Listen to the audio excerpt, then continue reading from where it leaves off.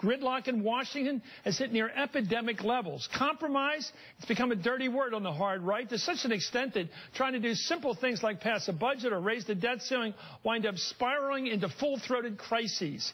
Partisan warfare on both sides has become the norm, which is why today's story in the Washington Post about two congressmen actually working to build a relationship is such a remarkable thing to talk about. And it's a political odd couple if there ever was one. Jason Chaffetz, we know him. He's a Mormon Republican from Utah who has aggressively investigated the White House on issues from Benghazi to the IRS. And also Elijah Cummings, he's the Baptist Democrat from Baltimore, who's actually considered one of the president's top allies in the House Oversight Committee.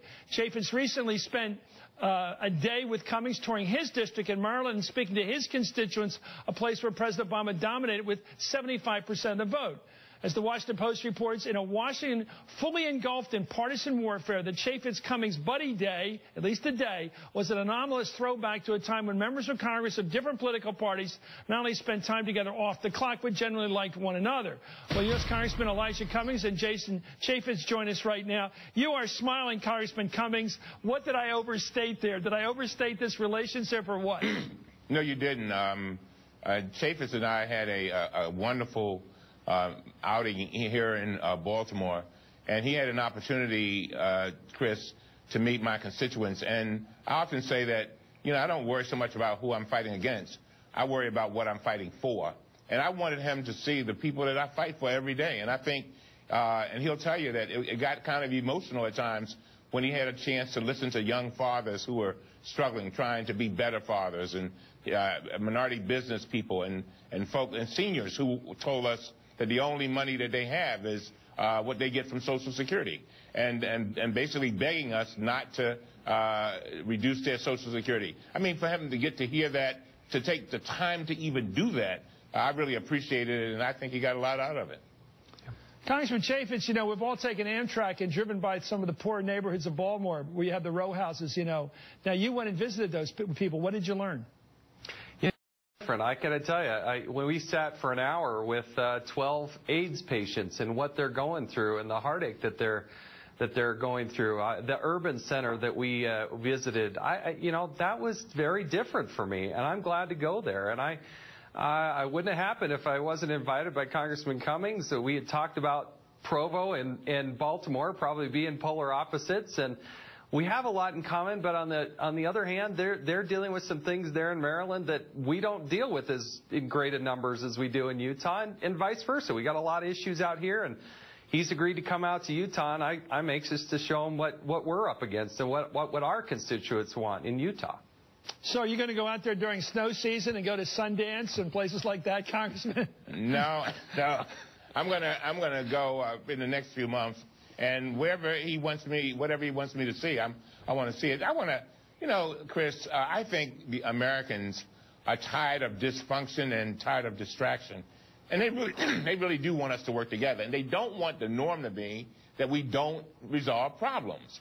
And so, I think that when you see what somebody comes home to, when I see the folks that Chaffetz comes home to and his constituents and get an understanding of what they feel, and he gets a mind, I think when it comes to compromise, it makes it a little bit easier. And, of course, it makes our relationship a better relationship also.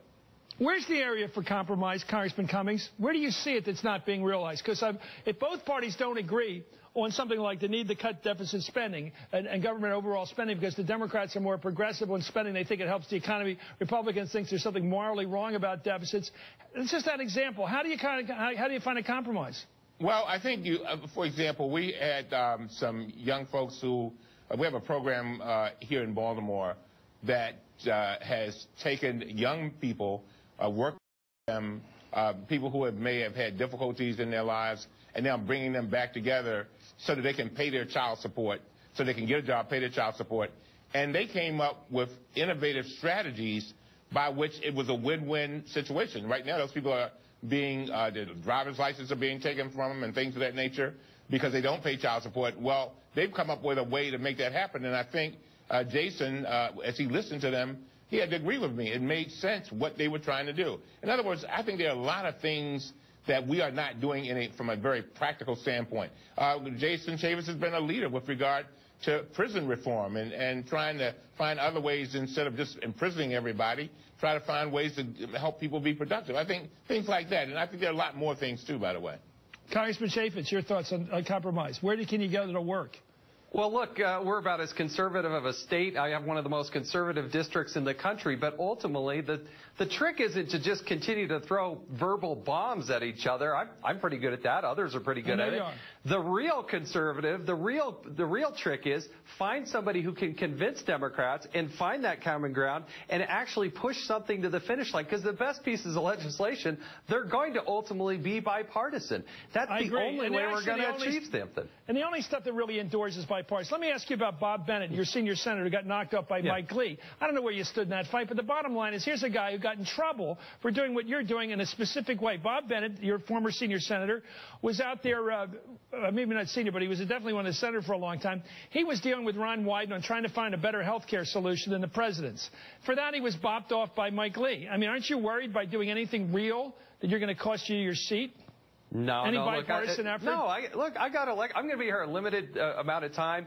I'm elected to get results, and I am not going to just sit back, be a backbencher, and just go along and vote no. Anybody could do that. I want to actually engage with these people and actually come up with some solutions that make sense. Okay. With a conservative bent, yes, I'm not going to give up my principles, but we can do this. We have to. That's what they've been doing it for 200 years. So compromise is not a bad word. No, as long as you don't compromise your principles. Congressman, just say the sentence. Compromise is not a bad word. Compromise is not a bad word. Okay, now I got you here. Excuse me, Congressman Cummings. I got this guy on the chair here. My question to you, I talk about it all the time lately. I think Mitt Romney, in his head, he looks at these polls that show him beating the president right now if there were another election. There won't be. That he really wants to run for president again. What do you think? What would you advise him? I think he actually is going to run for president. He probably doesn't want me to say that. 100 times he says he's not. But Mitt Romney has always accomplished what he set out to do. I think he's proven right on a lot of stuff. I happen to be in the camp that thinks that he's actually going to run, and I think he will be the next president of the United States. Thank you so much. You're a loyal Utahn, and that's a great thing to say. And now we've made some news today. Congressman Cummings, thank you for bringing us Mr. Chaffetz for this purpose. Thank you so much, gentlemen, both for joining us. You. And we'll be right back into this.